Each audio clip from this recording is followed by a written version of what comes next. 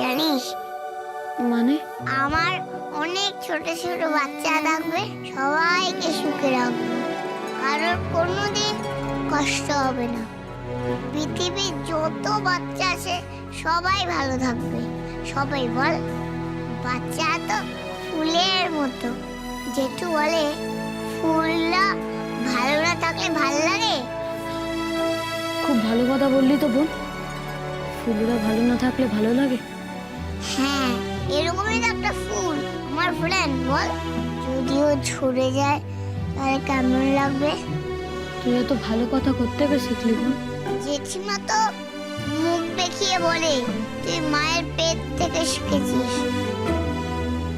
আচ্ছা, মায়ের পেটের মধ্যে থেকে কি কথা শেখা যায়? জানি না আমি শেখা যায় কিনা। এবার বলতো ঝিঙ্কু কি বললো?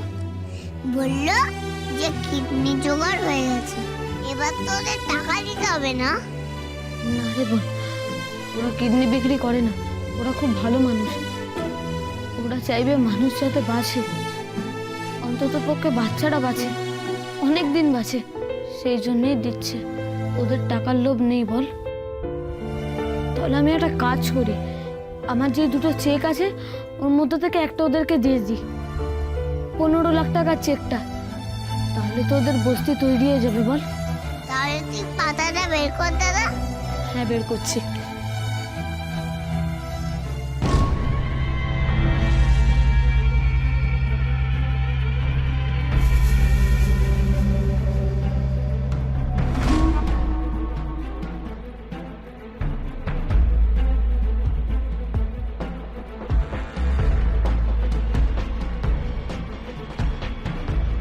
দাদা,